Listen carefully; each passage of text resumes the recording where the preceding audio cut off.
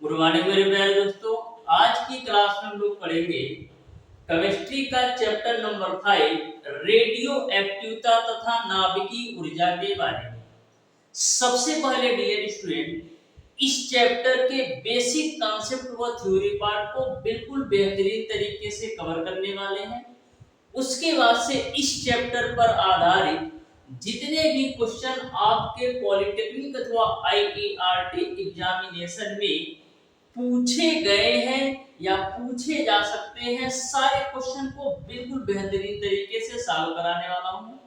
यह class dear student आपका बहुत ही महत्वपूर्ण क्लास होने वाली है। बहुत ही बेसिक कॉन्सेप्ट के साथ इस चैप्टर को मैं आपको पढ़ाने वाला हूं।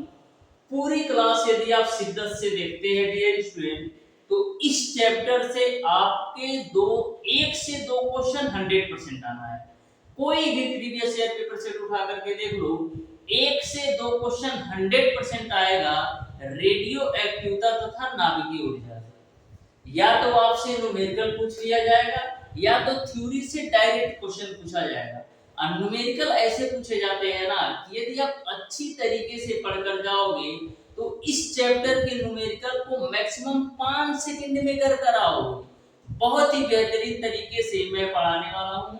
आपको बिल्कुल बेसिक कॉन्सेप्ट के साथ पढ़ाऊंगा कि किस टाइप के न्यूमेरिकल को आप किस तरीके से बिल्कुल चुटकियों में सॉल्व कर सकते हैं। बहुत ही सिंपल और आसान वे में इस चैप्टर के प्रत्येक कॉन्सेप्ट व थ्योरी पार्ट को कवर करने वाले हैं। तो डियर स्टूडेंट, हमारी आपसे रिक्वेस्ट है कि क्लास को शुरू से अंत तक जरूर देखिएगा, जिससे आपको सारी चीजें बिल्कुल अच्छी तरीके से समझ में आ सके। जो भी स्टूडेंट अभी तक हमारे चैनल ओडी स्टडी पॉइंट को सब्सक्राइब नहीं किए हैं, सब्सक्राइब जरूर कर लेना डियर स्टूडेंट, क्योंकि हमारे चैनल के माध्यम से आपको पॉलिटेक्निक अथवा आईईआरटी एंट्रेंस एग्जाम के लिए बिल्कुल फ्री ऑफ कॉस्ट कंप्लीट तैयारी करवाई जा रही है। इसके पहले ऑलरेडी मैंने 2020, 21, 22, 23, 24 यानी कि पिछले 4 से 5 सालों से बिल्कुल बेहतरीन तरीके से मैंने बहुत सारे स्टूडेंट को सिलेक्शन दिलाया है। कुछ स्टूडेंट का आईईआरटी चाहे पॉलिटेक्निक में, कुछ स्टूडेंट का मैंने रिजल्ट भी डाल रखा है कम्युनिटी पोस्ट पर, और कुछ स्टूडेंट का इंटरव्यू भी डाल रखा है। वहां से जाकर आप बिल्कुल बेहतरीन तरीके से देख सकते हैं, अपने आप को मोटिवेट कर सकते हैं। बहुत ही बेहतर बेहतर रैंक वाले आपको स्टूडेंट देखने को मिलेंगे हमारे चैनल के कम्युनिटी बॉक्स में। ठीक है, तो सारी बातें आपको अच्छी तरीके से समझ में आ गई होगी। हम स्टार्ट करते हैं डियर स्टूडेंट आज की क्लास को, रेडियो एक्टिवता तथा नाभिकीय ऊर्जा। तो सबसे पहला क्वेश्चन आपका ये बनता है कि रेडियो एक्टिवता होता क्या है। तो डियर स्टूडेंट, मैं आपको बता दूं कि रेडियो एक्टिवता होता क्या है। तो तत्वों का वह गुण जो स्वतः ही एक प्रकार की किरणें उत्सर्जित करती हैं, उन्हें हम रेडियो एक्टिव किरणें अथवा बैकुलर किरणें कहते हैं। ठीक है, ध्यान से समझना कि तत्वों के अंदर एक ऐसा गुण पाया जाता है जो स्वतः ही एक प्रकार की किरणें उत्सर्जित करती हैं, उन्हें हम रेडियो एक्टिव किरणें अथवा बैकुलर किरणें कहते हैं। अब आपके दिमाग में एक क्वेश्चन बन रहा होगा कि आखिर में बैकुलर किरणें क्यों कहते हैं। क्योंकि डियर स्टूडेंट, रेडियो एक्टिवता की खोज हेनरी बैकुलर ने की थी, इसीलिए इन्हें रेडियो एक्टिव किरणें या बैकुलर किरणें कहते हैं। तो रेडियो एक्टिवता आपको समझ में आ गया होगा कि तत्वों के अंदर एक ऐसा गुण जो स्वतः ही एक प्रकार की किरणें उत्सर्जित करती हैं, उन्हें हम रेडियो एक्टिव किरणें या बैकुलर किरणें कहते हैं। और जो तत्व रेडियो एक्टिवता का गुण दर्शाते हैं, उन्हें हम रेडियो एक्टिव तत्व कहते हैं। यानी कि जो भी आपके तत्व रेडियो एक्टिवता का गुण दर्शाते हैं, उनको हम रेडियो एक्टिव तत्व कहते हैं। और रेडियो एक्टिवता की खोज सन 1896 ईस्वी में हेनरी बैकुलर ने की थी। डायरेक्ट आपके एग्जामिनेशन में क्वेश्चन पूछा जाएगा कि रेडियो एक्टिवता की खोज किसने की थी। तो रेडियो एक्टिवता की खोज डियर स्टूडेंट हेनरी बैकुलर ने की थी सन 1896 ईस्वी में। तो रेडियो एक्टिवता आपको समझ में आएगा होगा। अब हम बात करते हैं डियर स्टूडेंट कि रेडियो एक्टिवता से निकलने वाली किरणों के गुण और कौन कौन सी किरणें निकलती हैं। रेडियो एक्टिव पदार्थों से निकलने वाले किरणों के गुण में जानेंगे और कौन कौन से किरण निकलती हैं इसके बारे में जानते हैं। तो रेडियो एक्टिव पदार्थों से डियर स्टूडेंट आपके बेसिकली 3 टाइप की किरणें निकलती हैं, अल्फा किरणें, बीटा किरणें और गामा किरणें। कितने टाइप की? 3 प्रकार की किरणें निकलती हैं रेडियो एक्टिव पदार्थ से, अल्फा किरणें, बीटा किरणें और गामा किरणें। सबसे पहला पॉइंट हम समझते हैं कि अल्फा किरणें होती क्या है। तो बिल्कुल आप सिंपल वे में समझिएगा, डायरेक्ट आपका क्वेश्चन पूछा जाएगा थ्योरी से ही। अल्फा किरणें क्या होती हैं? जो आपकी अल्फा किरणें होती हैं डियर स्टूडेंट, विद्युत तथा चुंबकीय क्षेत्र से विक्षेपित हो जाती हैं। जो आपकी अल्फा किरणें होती हैं विद्युत तथा चुंबकीय क्षेत्र से विक्षेपित हो जाती हैं। आप पॉइंट वाइज लिख भी सकते हैं कि अल्फा किरणें विद्युत तथा चुंबकीय क्षेत्र से विक्षेपित हो जाती हैं, पहला पॉइंट। दूसरा पॉइंट आपको ये ध्यान में रखना है कि अल्फा किरणों के जो कण होते हैं वो धनावेशित होते हैं। अल्फा किरणों के कण धनावेशित होते हैं, इसलिए ये ऋणावेशित प्लेट की तरफ आकर्षित हो जाते हैं। क्योंकि अल्फा किरणों के जो कण होते हैं धनावेशित होते हैं, इसलिए ये ऋणावेशित प्लेट की तरफ आकर्षित हो जाते हैं। हम बात करें डियर स्टूडेंट की अल्फा किरणों के कण का वेग कितना होता है, तो अल्फा किरणों के जो कण का वेग होता है डियर स्टूडेंट, प्रकाश के वेग का 1/10 होता है। अल्फा किरणों के कण का जो वेग होता है प्रकाश के वेग का 1/10 होता है। और जो अल्फा किरणों में आयनित करने की क्षमता होती है ना, गैसों को आयनित करने की क्षमता होती है, वो सबसे अधिक होती है। यानी कि अल्फा किरणों में गैसों को आयनित करने की क्षमता सबसे अधिक होती है और अल्फा किरणों के अंदर भेदन क्षमता सबसे कम होती है। तो ये 4-5 पॉइंट आप अच्छी तरीके से ध्यान में रखोगे तो डायरेक्ट क्वेश्चन को फोड़ कर आओगे। पहला पॉइंट ये ध्यान में रखना है कि जो आपकी अल्फा किरणें होती हैं विद्युत तथा चुंबकीय क्षेत्र में विक्षेपित हो जाती हैं। दूसरा पॉइंट आपको ये ध्यान में रखना है अल्फा किरणों के कण जो होते हैं धनावेशित होते हैं, इसलिए ऋणावेशित प्लेट की तरफ आकर्षित हो जाते हैं। तीसरा पॉइंट आपको ये ध्यान में रखना है कि अल्फा किरणों के अंदर गैसों को आयनित करने की क्षमता सबसे अधिक होती है। चौथा पॉइंट ये ध्यान में रखना है कि अल्फा किरणों की भेदन क्षमता सबसे कम होती है। पांचवा पॉइंट ये ध्यान में रखना है कि अल्फा किरणों का जो वेग होता है प्रकाश के वेग का 1/10 होता है। ये 5 पॉइंट से 5 क्वेश्चन बन जाएंगे। नेक्स्ट हम बात करते हैं डिरेक्शन की बीटा किरणें क्या होती है। तो जो आपकी बीटा किरणें होती हैं ये भी विद्युत तथा चुंबकीय क्षेत्र में विक्षेपित हो जाती हैं।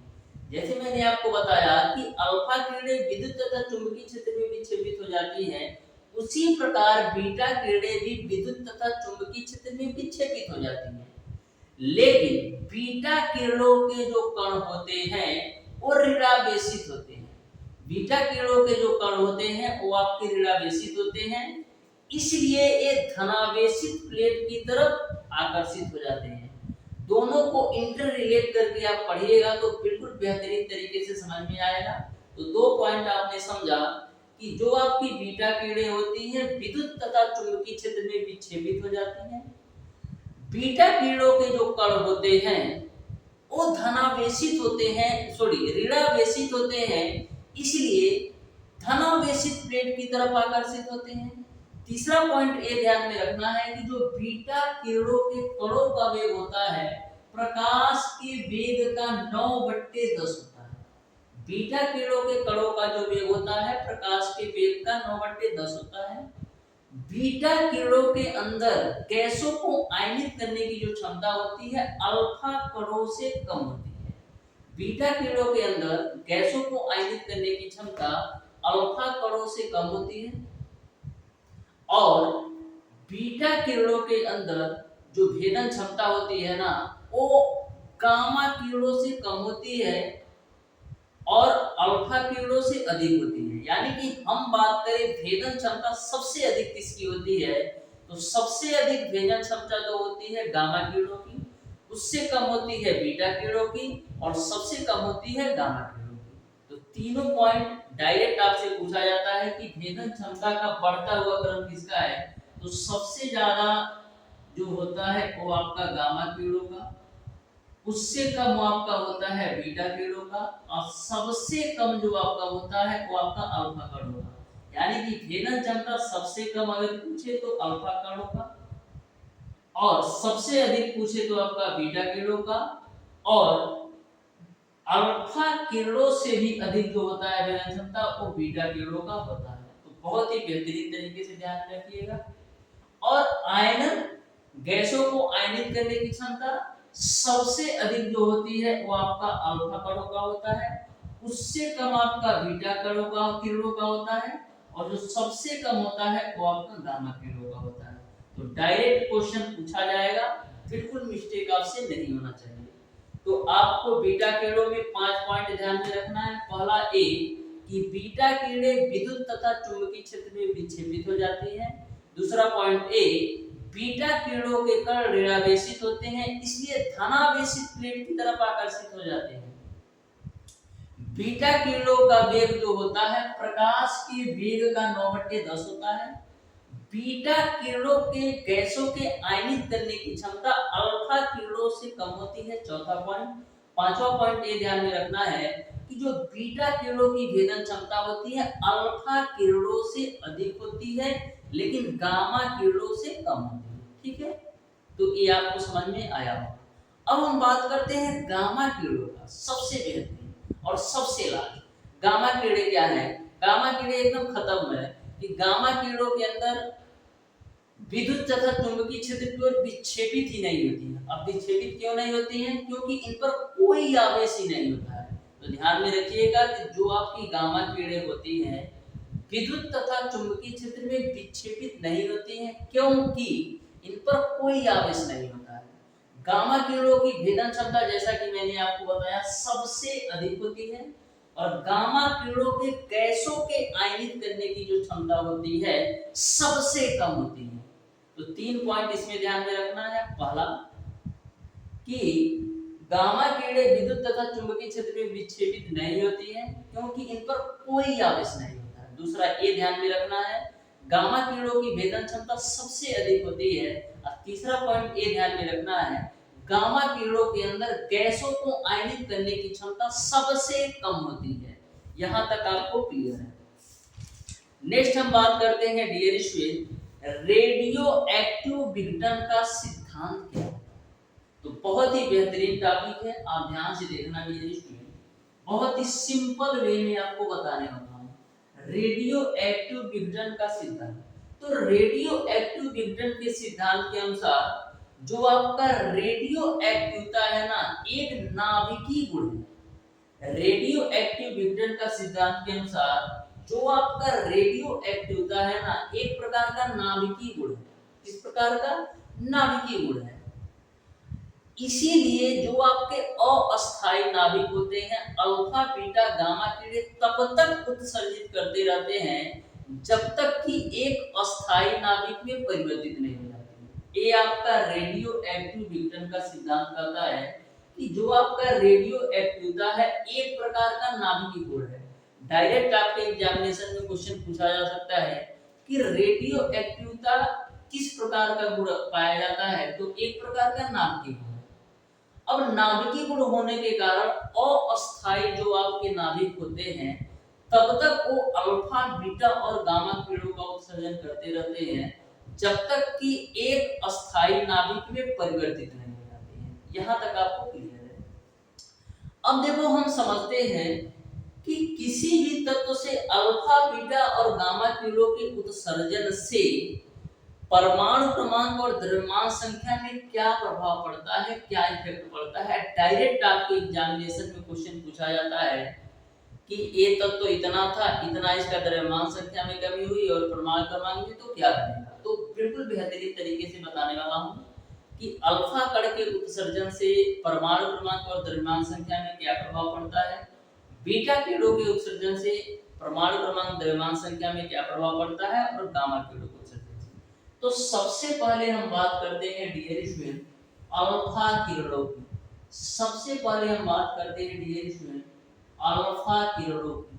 तो बिल्कुल आप ध्यान से समझिएगा अल्फा किरणों की उत्सर्जन से क्या होता है।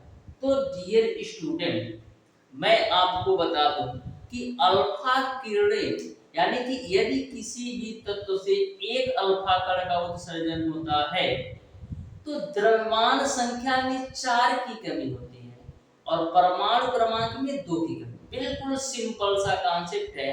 यदि किसी भी तत्व से यदि किसी भी तत्व से एक अल्फा कण का उत्सर्जन होता है तो आपका परमाणु भार में 4 की कमी होती है और परमाणु क्रमांक में 2 की कमी होती है। तो जैसे मैं एग्जांपल के रूप में मान लेता हूं यक्स कोई आपका एक तत्व है। यक्स आपका कोई एक प्रकार का तत्व है जिसका परमाणु क्रमांक मैं मान लेता हूं Z है और परमाणु भार आपका E है। तो यदि आपका एक अल्फा कण का उत्सर्जन होता है यदि आपका एक अल्फा कण का उत्सर्जन होता है तो परमाणु भार में 4 की कमी आएगी और परमाणु क्रमांक में 2 की कमी आएगी। तो मैं मान लेता हूं कि एक अल्फा कण उत्सर्जन के बाद नया तत्व आपका Y बना। तो Y बनेगा तो इसके परमाणु क्रमांक में 2 की कमी हो जाएगी और परमाणु भार में 4 की कमी हो जाएगी। बिल्कुल सिंपल सा कॉन्सेप्ट है कि एक अल्फा कण के उत्सर्जन से परमाणु भार में 4 की कमी और परमाणु क्रमांक में 2 की कमी। तो अल्फा कीड़े का उत्सर्जन आपको समझ में आया होगा। अब हम बात करते हैं बीटा किरणों के उत्सर्जन से परमाणु क्रमांक और द्रव्यमान संख्या में क्या प्रभाव पड़ता है। तो ध्यान रखिएगा कि बीटा किरणों के उत्सर्जन से द्रव्यमान संख्या में किसी भी प्रकार की कमी नहीं आती।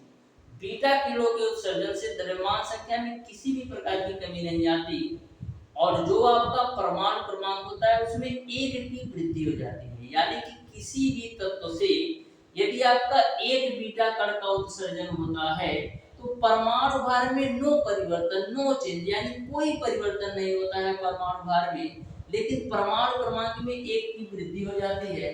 जैसे आपका x कोई आपका एक तत्व है जिसका परमाणु क्रमांक Z है और परमाणु भार आपका A है, ठीक है। तो यदि हम एक बीटा कण का उत्सर्जन करते हैं यदि हम एक बीटा कण का उत्सर्जन करते हैं तो हमारा जो नया तत्व बनता है मैं मान लेता हूं Y ही बनता है, ठीक है। तो आपका परमाणु भार तो सेम रहेगा, इसमें कोई परिवर्तन नहीं होगा, लेकिन जो आपका परमाणु क्रमांक है इसमें आपका 1 की वृद्धि हो जाएगी, ठीक है। तो बीटा किरणों के उत्सर्जन भी आपको समझ में आया होगा। जो आपका गामा किरणें हैं इनके उत्सर्जन से कोई प्रभाव नहीं पड़ता, कुछ भी नहीं प्रभाव पड़ता, चाहे परमाणु क्रमांक हो चाहे परमाणु भार हो। यहाँ तक आपको सारी बातें अच्छी तरीके से समझ में आ गई होगी। यहाँ तक आपको सारी बातें अच्छी तरीके से समझ में आ गई होगी, ठीक है। यहाँ तक आपको सारी बातें अच्छी तरीके से समझ में आ गई होगी। अब हम एग्जाम्पल भी आपको बता देते हैं जिससे आपको बहुत ही बेहतरीन तरीके से सारी चीजें क्लियर हो जाए। एक 2-3 एग्जाम्पल बताता हूँ, ध्यान से देखना, बहुत ही बेहतरीन एग्जाम्पल होंगे। सबसे पहले हम बात करते हैं कि यदि आपका 92 यूरेनियम 238 से, पहला एग्जाम्पल लिखो, यदि हम 92 यूरेनियम 238 से, यदि 92 यूरेनियम 238 से, यू थोड़ा बड़ा कर लेते हैं, ठीक है। यदि 92 यूरेनियम 238 से एक अल्फा कण का उत्सर्जन होता है, यदि 92 यूरेनियम 238 से एक अल्फा कण का उत्सर्जन होता है तो जो नया तत्व बनता है वो आपका थोरियम बनता है। तो जब एक अल्फा कण का उत्सर्जन होगा तो परमाणु क्रमांक में 2 की कमी यानी परमाणु क्रमांक 90 हो जाएगा और परमाणु भार में 4 की कमी यानी परमाणु भार आपका 234 हो जाएगा। और ये भी ध्यान में रखिएगा कि एक अल्फा कण उत्सर्जन से आपका नया तो थोरियम बना और एक अल्फा कण जो होता है हीलियम का नाभिक होता है यानी कि He4 होता है, ठीक है। जो आपका अल्फा कण होता है हीलियम का नाभिक होता है, तो एक अल्फा कण निकलने पर आपका नया तो थोरियम बनेगा और हीलियम का नाभिक, ठीक है। तो ये बात आपको क्लियर समझ में आया होगा कि अल्फा कण उत्सर्जन से क्या होता है, परमाणु भार में आपका 4 की कमी और परमाणु क्रमांक में आपका 2 की कमी। ठीक है, यहाँ तक आपको क्लियर समझ में आया होगा। उसी प्रकार से एक एग्जांपल हम और ले लेते हैं। दूसरा एग्जांपल देखना, जैसे आपका दूसरा एग्जांपल है आपका कि 84 लेड 115 से 115 से यदि आपका एक अल्फा कण उत्सर्जन होता है तो आपका क्या बनता है, लेड। तो जब एक अल्फा कण उत्सर्जन होगा तो परमाणु क्रमांक में 2 की कमी यानी परमाणु क्रमांक 82 हो जाएगा, परमाणु भार में 4 की कमी यानी 111 हो जाएगा और एक हीलियम का नाभिक लेकर जाएगा। तो इस तरीके से आपको अल्फा कण उत्सर्जन का कंप्लीट एग्जांपल समझ में आया होगा। उसी प्रकार से एक एग्जांपल हम और लेते हैं, ध्यान से देखना। जैसे यदि आपको दे दिया रहे कि 90, कोई आपका x एक तत्व है जिसका परमाणु क्रमांक 90 है और परमाणु भार जो है वो आपका 232 है। ठीक है, कोई आपका एक x तत्व है जिसका परमाणु क्रमांक 90 है और परमाणु भार 232 है। इससे कितना अल्फा कण उत्सर्जित होने पर इसका परमाणु भार आपका 212 हो जाता है और जो आपका परमाणु क्रमांक है वो आपका 80 हो जाता है। जल्दी बताइए, यक्ष कोई आपका एक तत्व था जिसका परमाणु क्रमांक 90 है और इसका परमाणु भार आपका 232 है। कितने अल्फा कण उत्सर्जित होने पर इसका परमाणु क्रमांक 80 और परमाणु भार आपका 212 हो जाएगा। तो देखो परमाणु भार में कितने की कमी आ रही है, 32, 232 में से 212 है, यानी परमाणु भार में कहीं ना कहीं आपका 20 की कमी आ रही है। ठीक है, अब एक अल्फा कण उत्सर्जन से 4 की कमी आती है यानी कि 4 से भाग दोगे तो 5, यानी कि 5 अल्फा कण का उत्सर्जन होता है। क्योंकि 32 से 12 हो रहा है यानी कि परमाणु भार में 20 की कमी आ रही है, यानी कि 5 अल्फा कण कहीं ना कहीं उत्सर्जन हो रहा है। अब देख लेते हैं परमाणु क्रमांक में क्या है।